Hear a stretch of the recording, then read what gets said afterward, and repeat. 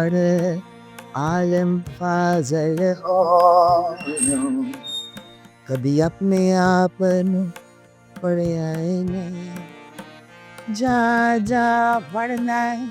मगर मसीही कभी मन अपने पीछे बड़े आए नहीं ऐनी रोज शैतान न लुढ़ाए कभी नफ्स अपने नाल लड़े आए नहीं बुल्ला शाह आसमानी उड़ दिया फड़ला जरा घर बैठा उन्हें फड़ आए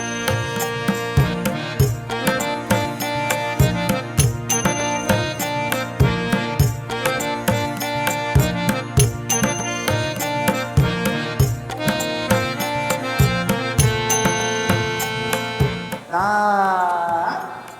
ता ता भी आ ना ता भी आ ना ता ता भी ई या भी ई या रा ता ता ता भी आना ता भी आना ता ता ता ता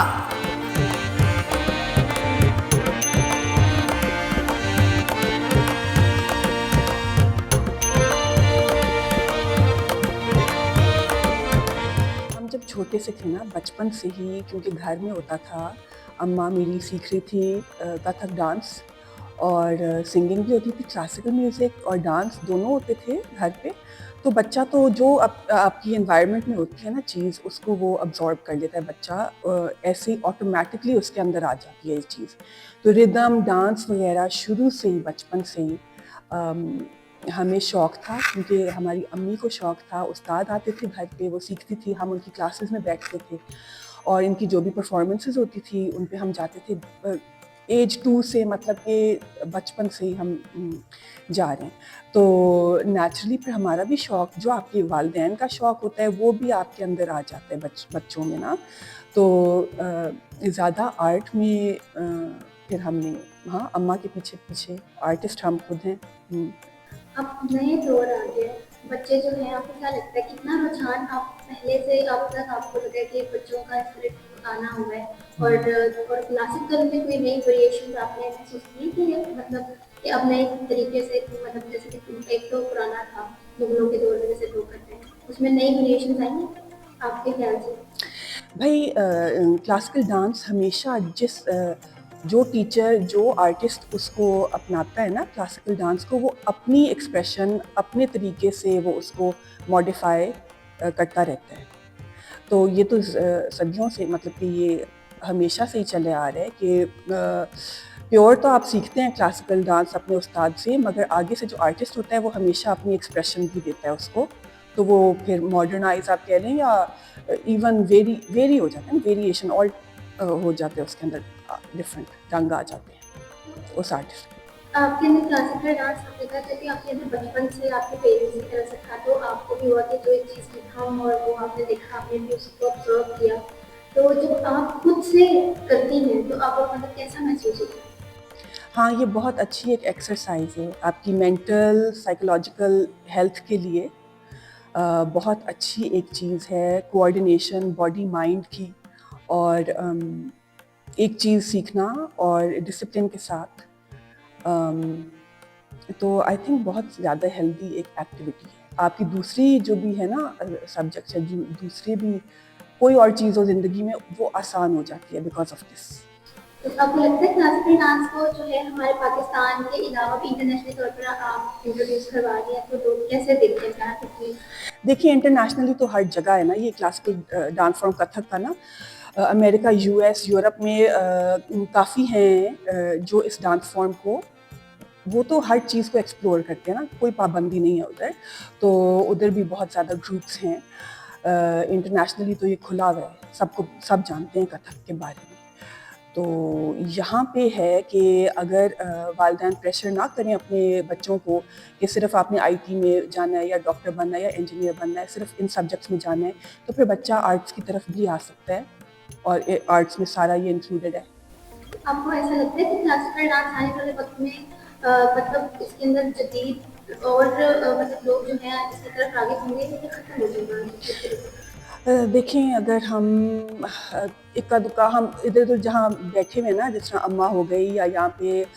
पॉकेट्स में हर जगह डिफरेंट शहरों में आर्टिस्ट लोग बैठे हुए हैं और उनकी जो हैं स्टूडेंट्स वो उनके पास आते हैं, तो लार्ज स्केल पे तो नहीं हो रहा ये अभी, मगर एक दो स्टूडेंट्स भी सीख लें तो आगे से वो करवाएं, स्कूलों में पढ़ाएं, तो फिर हो सकता है। होता था एलजीएस में भी और बाकी स्कूल अगर ये कर लें कथक को और फिर आर्टिस्ट की कदर करें और उनको अच्छा मिले उसमें से, तो वो आगे भी चल सकते हैं। हाँ। बीइंग एन आर्टिस्ट, आपको पाकिस्तान में लगता है कि आपको इस जो आपका ये आर्ट है इस पे प्यार मिला है, लोगों ने इसको बहुत इंकरेज किया, आपको कभी मुश्किल नहीं हुई कोई हमारा, क्योंकि हमारी फैमिली थोड़ी सी काफ़ी लिबरल माइंडेड है और हमें तो इनकरेजमेंट ही मिली है आर्ट्स में। सिर्फ पेरेंट्स का होना चाहिए सपोर्ट बच्चे के ऊपर ना, बाकी कोई फ़र्क नहीं पड़ता, आप करें अपना। अगर आपके क्लोज वंस जो हैं वो आपको सपोर्ट कर रहे हैं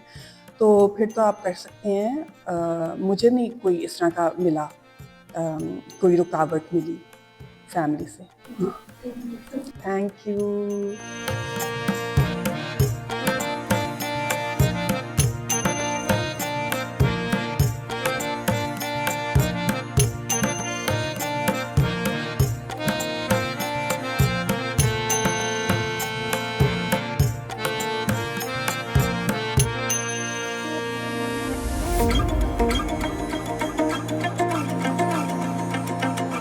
हर वक्त में क्या हर जगह सिखाने का मकसद यही है रक्स कि बच्चा जो सा है उसके जो दिमाग की कुलियाँ हैं वो खुल जाए। ठीक है, एक बॉडी माइंड सबसे पहले प्रैक्टिकल जो है बॉडी माइंड कोऑर्डिनेशन शुरू हो जाए। दूसरी बात ये है कि इसके ज़रिए हम बच्चे को करें कि वो अपने अंदर देखे, अपनी खुशी तलाश करे और क्योंकि बच्चे बड़े खुश होते हैं जब वो मूवमेंट करते हैं तो बड़े उनको खुशी मिलती है और उनके अंदर इतना खून पैदा होता है, मैं बता नहीं सकती। जब मैं बच्चों को करवाती हूँ वो किस तरीके से इसको करते हैं, इतनी जल्दी कर लेते हैं पिकअप। उनको एहसास कमतरी ख़त्म हो जाए, अगर उनके अंदर कोई है ख़त्म हो जाए, वो अपने आप को पहचानने लग जाए कि हमने इतनी मुश्किल चीज़, बहुत मुश्किल चीज़ है, इतनी मुश्किल चीज़ कैसे आसानी से कर ली है। और फिर उनको जो, हालांकि मैं ये नहीं चाहती कि कोई चीज़ करके तो वाह आप दूसरों की करें कि भाई हमें वाह मिलेगी, वो बाय प्रोडक्ट होना चाहिए, उस वजह नहीं होनी चाहिए कोई चीज़ सीखने के लिए। क्योंकि मैं बताती हूँ जहाँ जहाँ मेरे बच्चों ने परफॉर्म किया है उनको पसंद ही किया गया, और इतना पसंद किया गया मैं बता नहीं सकती। किधर किधर हमको बच्चों को बुलाया नहीं गया। वो यूनिवर्सिटी हैं, फैसलाबाद की गवर्नमेंट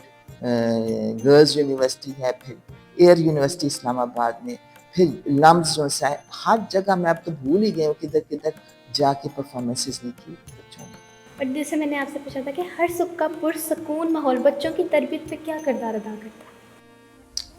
देखो, हर बच्चे को, हर इंसान को सुकून चाहिए। ये खाम खा की गलत फहमी है कि उसे लड़ाई झगड़ा चाहिए, किसी को नहीं चाहिए। तो उनको जब सुकून मिलता है हर सुख में, जबकि कोई उनको डांटता नहीं है, कोई उनको लान तान नहीं करता, कोई उनके खिलाफ बातें नहीं करता, और उनको हर कोई जो सा है अच्छी नज़र से देखता,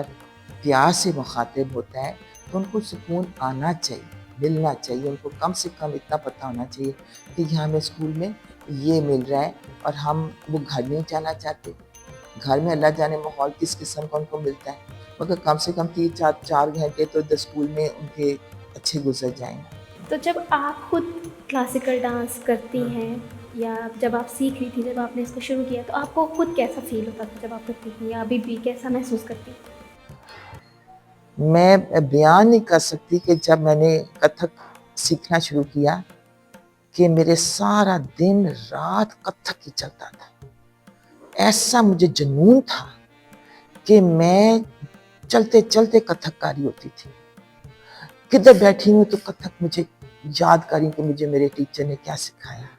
मैं क्लास में चले गई हूँ, अपने उस्ताद के साथ बैठी हूँ तो 3-3 घंटे गुजर जाते थे, मुझे पता ही नहीं चलता था कि 3 घंटे गुजर गए। इतना ज्यादा जुनून था।